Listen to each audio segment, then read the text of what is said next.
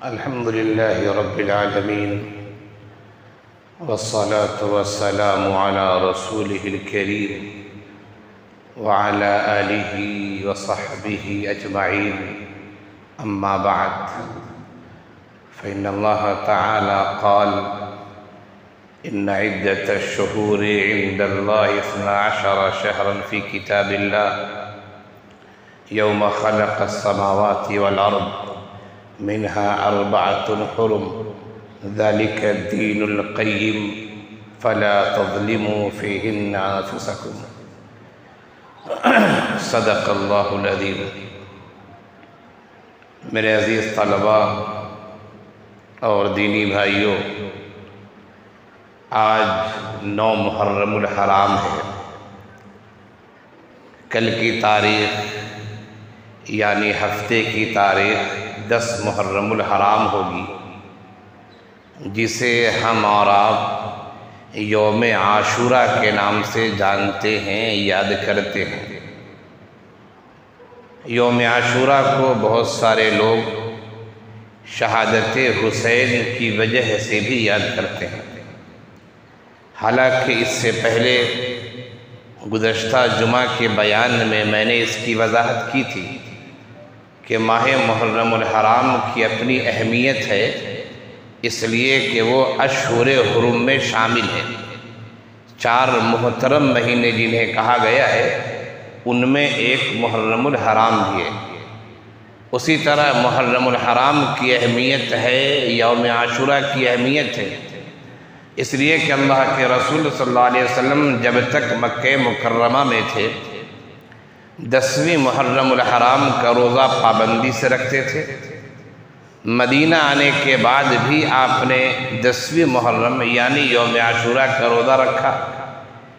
وہاں کے یہود کو دیکھا کہ وہ بھی روزہ رکھتے ہیں، ان سے دریافت کیا تو انہوں نے کہا کہ یہ وہ تاریخ ہے کہ حضرت موسیٰ علیہ السلام کو فرعون سے چھٹکارا ملا تھا، نجات ملی تھی اور فرعون غرق ہوا تھا.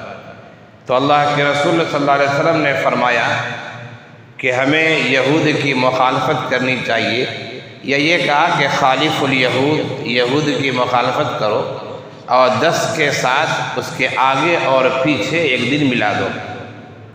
مختلف روایتیں اس سلسلے میں وارد ہوئی ہیں.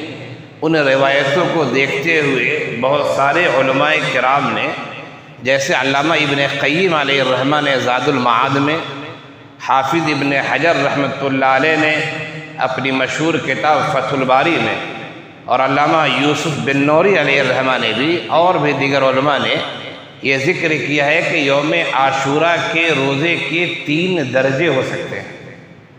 پہلا درجہ تو یہ ہے کہ 10ویں کا بھی روزہ رکھا جائے، یعنی جسے ہم 10 محرم کہتے ہیں یوم عاشورہ، اور اس کے آگے اور پیچھے بھی رکھا جائے. 9، 10، 11 یہ سب سے اعلیٰ درجہ ہوگا. دوسرا درجہ یہ ہے کہ 2 روزے رکھے، 9، 10 رکھے یا 10، 11 رکھے. اور تیسرا درجہ یہ ہے کہ صرف اور صرف 10ویں محرم کو روزہ رکھے. بعض لوگوں نے 10ویں محرم الحرام کو روزہ رکھنا مکروہ تنزیہی قرار دیا ہے، صرف 10ویں کو.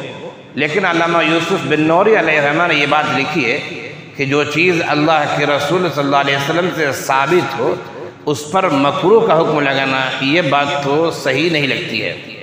خیر، یہ ایک علمی بحث ہے. ہمیں اور آپ کو کم از کم 2 روزوں کا اہتمام کرنا چاہیے. اگر ہو سکے تو 3 روزے کا اہتمام کیجیے.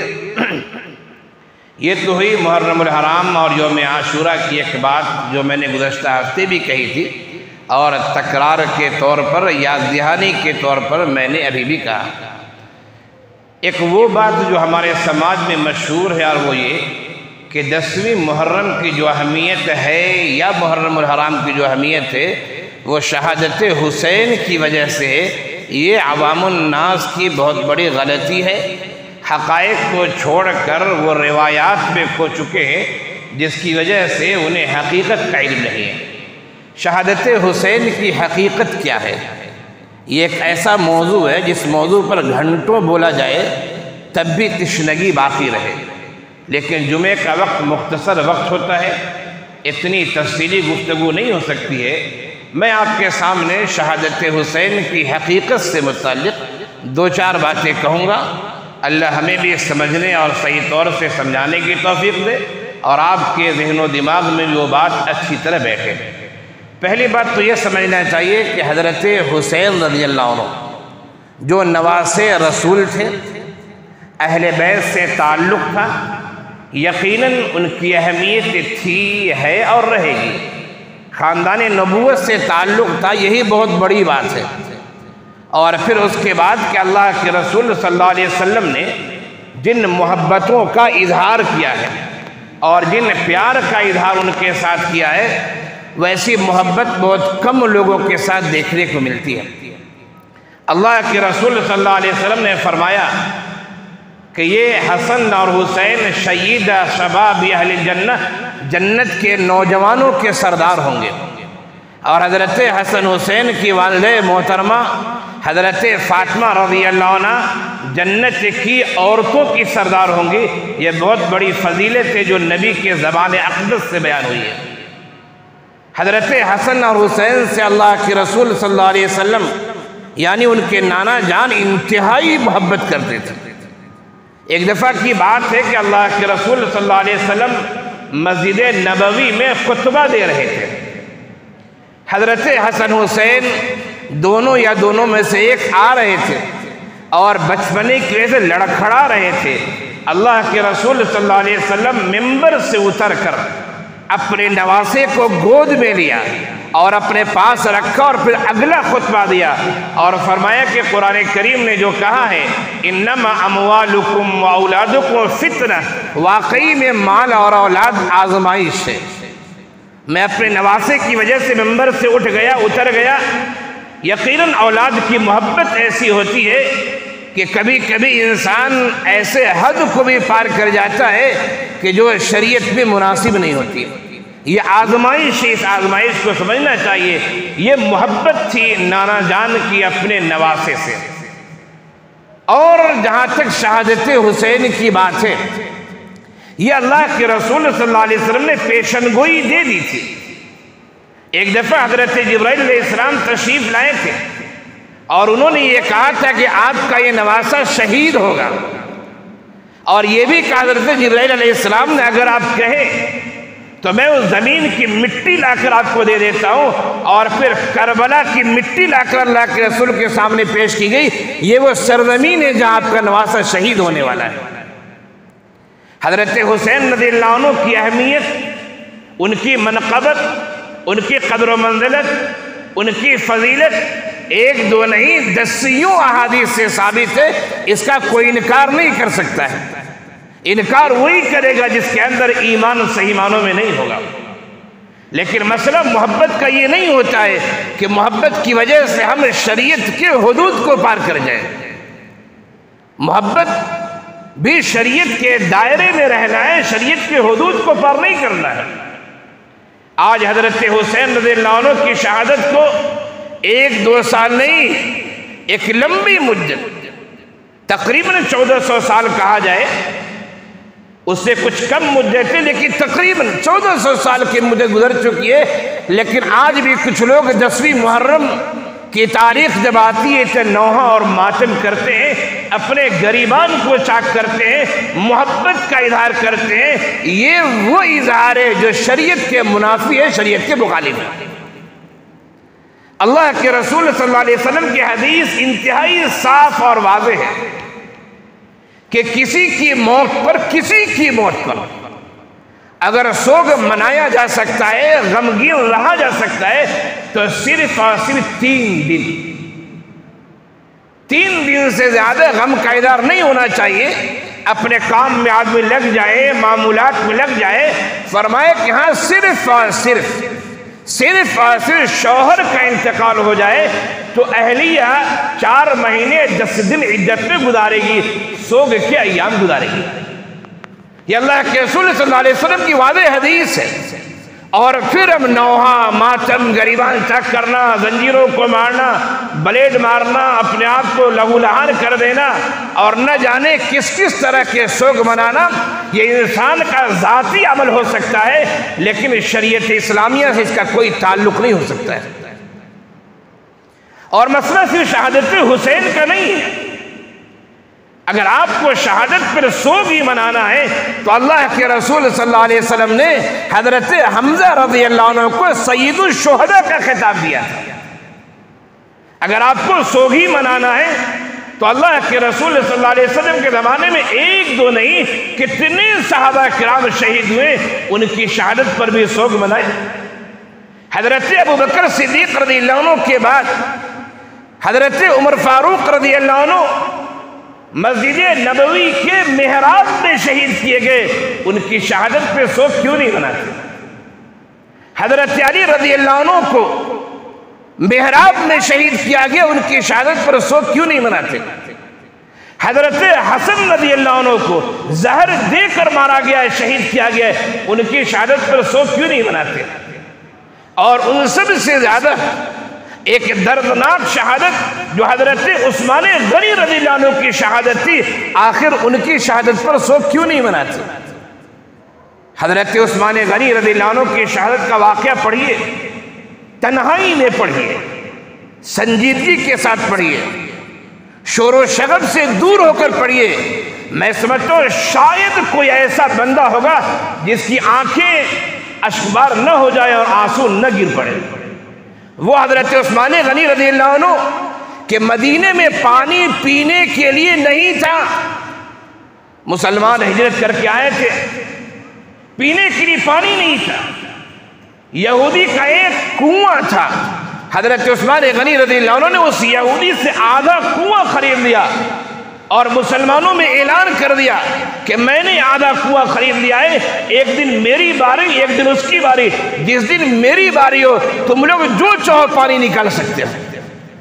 پہلے وہ یہودی پانی بیچا کرتا تھا، اب یہودی نے دیکھا کہ ہمارا کوئی خریدار ہی نہیں بچا ہے. عثمان غنی نے آدھا کنواں خریدا، جس دن ان کی باری ہوتی ہے مسلمان پانی خرید لیتے، میرا کاروبار ٹھپ پڑ گیا، میری دکان بند ہو گئی. اس نے مجبور ہو کر کہا کہ آدھا کنواں یہ بھی آپ ہی خرید لیجیے. اور حضرت عثمان غنی رضی اللہ عنہ نے اس کنویں کو خریدنے کے بعد مسلمانوں کے لیے وقف کر دیا. وہ آدمی جس نے پورے مدینے والے کو پانی پلایا، جب ان کا محاصرہ ہو جاتا ہے اور مسجد نبی میں موجود ہے، وہ جب محاصرہ ہو جاتا ہے تو ظالم حضرات انہیں ایک قطرہ پانی کے لیے تڑپا لیتے ہیں، پانی نہیں دینے دیتے. حضرت عثمان غنی رضی اللہ عنہ کے ساتھ بہت سارے صحابہ کرام تھے. سامنے عبداللہ ابن سبا یہودی جو بلوائی تھا، جو حضرت عثمان غنی رضی اللہ عنہ کے ہاتھ پر اسلام قبول کیا تھا، لیکن وہ مسلمان نہیں تھا. اس نے اسلام کا لبادہ اوڑھ کر، اسلام کا کپڑا پہن کر وہ امت مسلمہ کو توڑنا چاہتا تھا. صحابہ کرام نے کہا آپ اشارہ کریں، میں ان بلوائیوں سے لڑتا ہوں، عثمان غنی رضی اللہ عنہ پر قربان جائیے. انہوں نے کہا میں مناسب نہیں سمجھتا ہوں کہ میری وجہ سے مسجد نبوی یا مدینۃ الرسول میں خون بہے میری وجہ سے. بلوائیوں نے یکبارگی حملہ کیا. حالانکہ عثمان غنی رضی اللہ عنہ نے کہا تھا کہ لوگوں تم مجھے مارنا کیوں چاہتے ہو، ذرا یہ بتا دو. اللہ کے رسول صلی اللہ علیہ وسلم نے تو کہا تھا کہ آدمی کو اس وقت قتل کیا جائے گا قصاص کے طور پر کہ اگر اس نے کسی کو مارا ہے، قصاصاً اسے مارا جائے گا. پھر اللہ کے رسول نے یہ فرمایا تھا کہ اگر کوئی زنا کرتا ہے، شادی شدہ ہے، تو زنا کی وجہ سے اسے سنگسار کیا جائے گا. اور ہمارے نبی نے فرمایا تھا کہ اگر کوئی آدمی مرتد ہو جاتا ہے تو ارتداد کی وجہ سے اسے مارا جائے گا. میں اللہ کی قسم کھا کر کہتا ہوں، نہ میں مرتد ہوا ہوں، نہ میں نے زنا کیا ہے، نہ میں نے کسی کا قتل کیا ہے. تم لوگ مجھے مارنا چاہتے ہو تو کیوں مارنا چاہتے ہو؟ لیکن بلوائی فسادی ہوتا ہے، وہ کسی کی زبان نہیں سمجھتا ہے. وہ اسے تو خون کی پیاس ہوتی ہے کہ میں خون بہاؤں. حضرت عثمان غنی رضی اللہ عنہ کو شہید کیا گیا. ان کی اہلیہ محترمہ نے جب بتایا، نائلہ ان کی انگلی کٹی ہے، اور قرآن کی وہ آیت فَسَيَكْفِيكَهُمُ اللَّهُ کہ اللہ تعالیٰ آپ کے لیے کافی ہو جائے گا، اس آیت پر ان کے خون کا ٹکڑا، خون کا قطرہ گرتا ہے اور پھر وہ شہید ہو جاتے ہیں. تاریخ اسلامی کا دردناک واقعہ اگر دیکھا جائے تو اللہ کے رسول صلی اللہ علیہ وسلم کے زمانے میں شہادت کا واقعہ حضرت حمزہ رضی اللہ عنہ کا واقعہ تھا کہ ان کے ناک کاٹ دیے گئے، کان کاٹ دیے گئے، ان کے سینے کو چیر کر دل گردہ نکال لیا گیا۔ یہ اللہ کے رسول کے زمانے میں انتہائی المناک واقعہ تھا۔ اور دوسرا واقعہ دیکھا جائے تو حضرت عثمان غنی رضی اللہ عنہ کا واقعہ تھا۔ اور یہ تیسرا واقعہ جو اللہ کے رسول صلی اللہ علیہ وسلم کی وفات کے تقریباً 50 سال کے بعد وہ پیش آیا، وہ حضرت حسین رضی اللہ عنہ کی شہادت کا واقعہ ہے۔ یقیناً المناک ہے، اس کا انکار کوئی نہیں کر سکتا ہے، لیکن المناک کا مطلب یہ نہیں ہے کہ آپ اسے زندگی بھر ڈھوتے رہیں، زندگی بھر وہ کام کرتے رہیں جس کی شریعت اجازت نہیں دیتی۔ حضرت عثمان غنی رضی اللہ عنہ کی شہادت کو پڑھیے، حضرت حسین رضی اللہ عنہ کی شہادت کو پڑھیے، یقیناً درد سے بھری ہوئی شہادت ہے، لیکن ہمیں اور آپ کو شریعت کے دائرے میں رہنا ہے، شریعت کے دائرے کو نہیں پھاندنا ہے، اس سے آگے نہیں نکلنا ہے۔ حضرت حسین رضی اللہ عنہ کو شہید کیا گیا اور آج بھی لوگ ماتم کرتے ہیں، حالانکہ قرآن کریم نے کہا فَلَا تَظْلِمُوا فِيهِنَّ أَنفُسَكُمْ، اے لوگوں یہ جو 4 مہینے محترم ہیں، ان مہینوں میں اپنے آپ پر ظلم مت کرو۔ ظلم نہ کرنے کا ایک مطلب یہ ہے کہ اس مہینے میں، ان مہینوں میں قتل و غارت گری نہیں ہونا چاہیے، جنگ و جدال نہیں ہونا چاہیے۔ لیکن علماء نے اس حدیث کی تشریح میں، اس آیت کی تشریح میں یہ بات بھی لکھی ہے، علامہ ابن کثیر علیہ الرحمہ نے بھی یہ بات لکھی ہے کہ اس مہینے میں اگر گناہ کیا جائے تو اس گناہ کا عذاب بھی زیادہ ملے گا۔ جس طرح اس مہینے میں ثواب کیا جائے، اچھا عمل کیا جائے تو اجر زیادہ ملتا ہے، ثواب زیادہ ملتا ہے، اسی طرح گناہ کیا جائے تو گناہ کا عذاب بھی زیادہ ملے گا۔ شہادت حسین اس لحاظ سے انتہائی المناک واقعہ ہے کہ دشمنوں نے اپنائیت کا اظہار کر کے انہیں دھوکہ دیا ہے، لیکن لوگ حد کو پار کرتے ہیں اور حضرت حسین رضی اللہ عنہ کی شہادت میں حضرت امیر معاویہ رضی اللہ عنہ کوئی برا بھلا کہتے ہیں اور حد کو پار کر جاتے ہیں۔ اہل سنت والجماعت کا یہ عقیدہ ہے، یہ ایمان ہے، الصحابۃ کلہم عدول، صحابہ تمام کے تمام عادل ہیں، اچھے ہیں۔ صحابہ کرام کے بارے میں ہمیں لب کشائی نہیں کرنی چاہیے۔ اللہ کے رسول صلی اللہ علیہ وسلم نے ارشاد فرمایا میرے صحابہ کو برا بھلا مت کہو، تم اگر احد پہاڑ کے برابر بھی سونا خرچ کر دو تو تم میرے صحابی کے معمولی چیز کے برابر بھی نہیں ہو سکتے۔ حضرت حسن بصری رحمۃ اللہ علیہ سے ایک دفعہ ایک آدمی نے دریافت کیا، حضرت حسن بصری رحمۃ اللہ علیہ سے دریافت کیا، ذرا یہ بتائیے کہ عمر بن عبدالعزیز رحمۃ اللہ علیہ زیادہ بہتر، زیادہ اچھے، یا حضرت امیر معاویہ زیادہ بہتر، زیادہ اچھے؟ عمر بن عبدالعزیز رحمۃ اللہ علیہ صحابی نہیں ہے، لیکن بہت اچھے خلیفہ تھے اور لوگوں نے، علماء نے انہیں خلفائے راشدین میں شمار کیا۔ حضرت حسن بصری رحمۃ اللہ علیہ جو جواب دیا وہ جواب سنیے۔ انہوں نے فرمایا تم عمر بن عبدالعزیز اور امیر معاویہ کا موازنہ کرتے ہو، یاد رکھنا امیر معاویہ رضی اللہ عنہ جس گھوڑے پر بیٹھ کر اللہ کے رسول میں انہوں نے جہاد کیا تھا اور گھوڑے کی ناک میں جو گرد و غبار گئی تھی جہاد کی راہ کی وجہ سے، عمر بن عبدالعزیز اس کے برابر بھی نہیں ہو سکتے۔ صحابی ہوتا ہے۔ بہت سارے وہ علماء جو اپنے آپ کو متجددین کہتے ہیں اور پتہ نہیں اپنے آپ کو 30 مارخاں سمجھتے ہیں، وہ حد کو پار کرتے ہوئے صحابہ کرام پر بھی زبان درازی شروع کر دیتے ہیں۔ ایسا نہیں ہونا چاہیے۔ حضرت حسین ہوں، حضرت امیر معاویہ ہوں یا کوئی اور بھی ہو رضی اللہ عنہ مجمعین، صحابہ کرام پر زبان درازی نہیں ہونی چاہیے۔ شہادت حسین کا واقعہ پیش کیوں آیا، میں ایک جھلک آپ کو دکھانا چاہتا ہوں۔ دیکھیے اصل میں حضرت امیر معاویہ رضی اللہ عنہ اور حضرت حسن رضی اللہ عنہ میں مصالحت ہو چکی تھی۔ حضرت حسن رضی اللہ عنہ 6 مہینہ خلیفہ رہے۔ حضرت امیر معاویہ رضی اللہ عنہ کا روب دبدبہ تھا، پورا دمشق کا علاقہ روب دبدبہ تھا ان کا۔ آپس میں ایسا لگ رہا تھا کہ 2 ٹکڑے ہو جائیں گے مسلمانوں کے درمیان، اور ایسا نہ ہو کہ اجتماعیت خطرے میں پڑ جائے۔ تو حضرت حسن رضی اللہ عنہ نے حضرت امیر معاویہ رضی اللہ عنہ کے ہاتھوں پر بیعت کر لی اور کہا کہ میں آپ کو امیر المومنین مانتا ہوں اور میں اپنی خلافت سے دستبردار ہوتا ہوں۔ یہ بھی پیشنگوئی اللہ کے رسول نے کی تھی، صحیح حدیث میں موجود ہے۔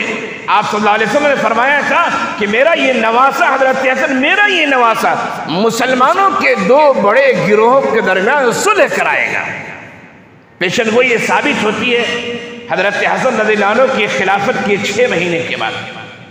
امیر المومنین ہو چکے ہیں حضرت امیر معاویہ رضی اللہ عنہ، اور حکومت چل رہی ہے۔ جب حضرت امیر معاویہ رضی اللہ عنہ یہ کہا جائے کہ ان کی عمر بڑی، کمزور ہوئے، آثار و قرائن دکھائی پڑے کہ ہم دنیا سے جا سکتے ہیں، تو بعض صحابہ کرام کے مشورے سے جس میں حضرت مغیرہ بن شعبہ رضی اللہ عنہ پیش تھے، حضرت مغیرہ بن شعبہ رضی اللہ عنہ کے کہنے کی وجہ سے اور بعض صحابہ کرام کے مشورے سے حضرت امیر معاویہ رضی اللہ عنہ نے یزید کو، اپنے لڑکے کو، ولی عہد نامزد کر دیا۔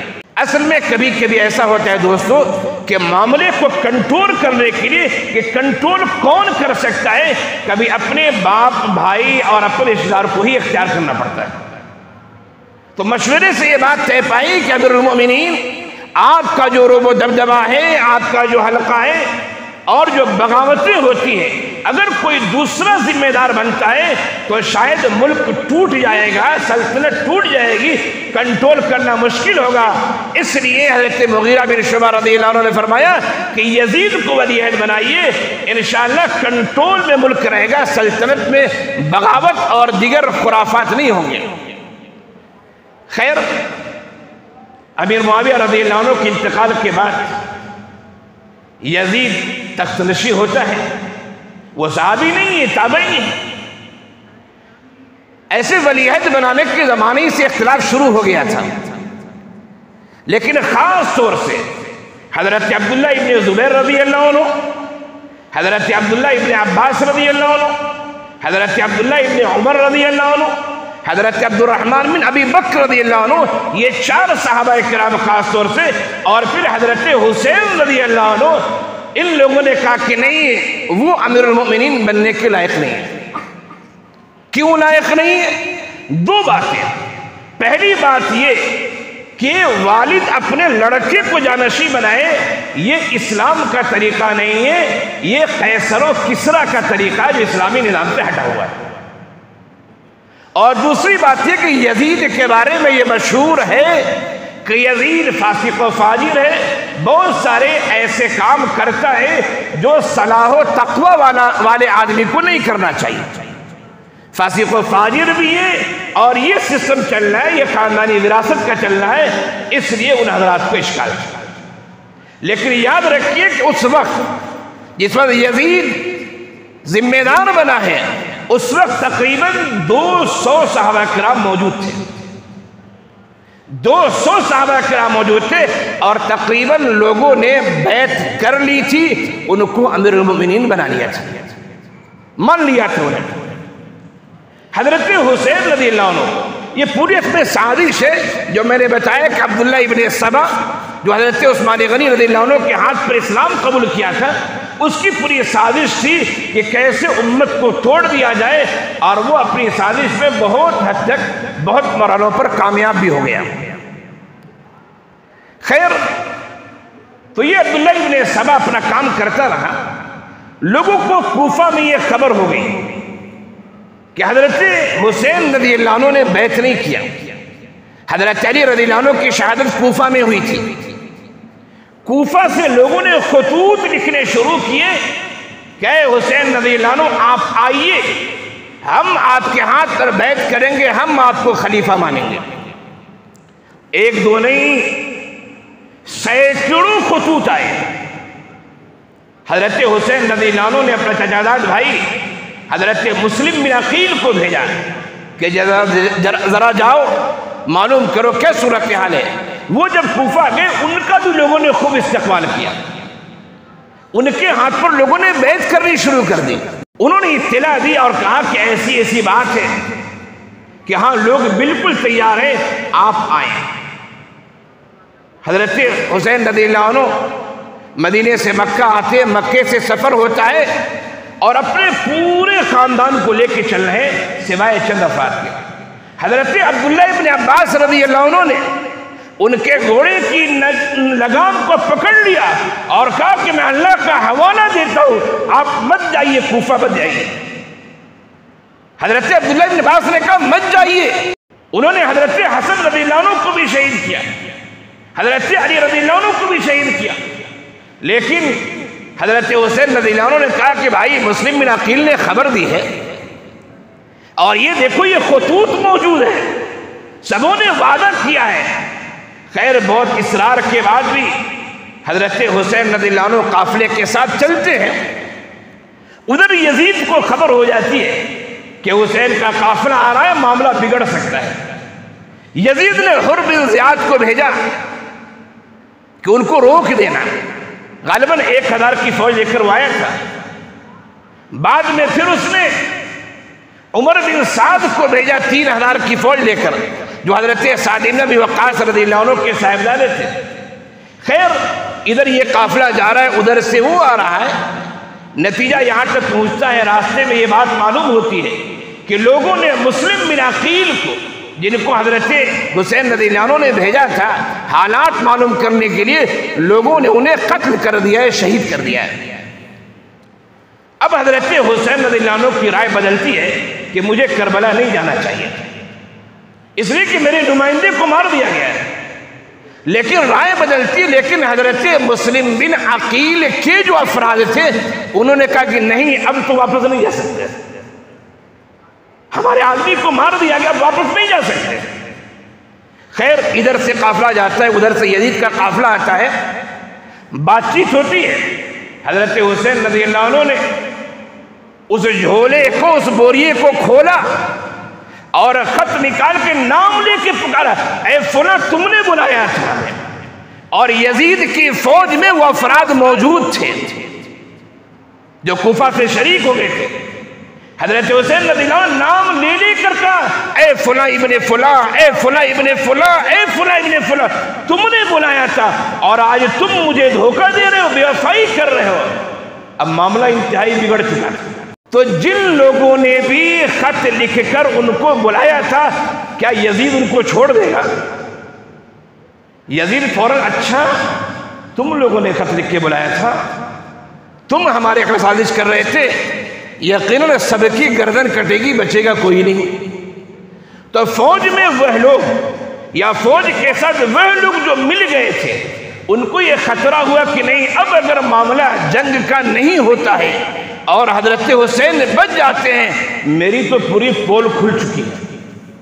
انہوں نے اپنے تھیلے سے نکال کر، خط نکال کر نام بنام پکار لیا ہے، اب تو ہماری جان بچ جائے یہ کوئی سوال ہی نہیں ہوتا ہے۔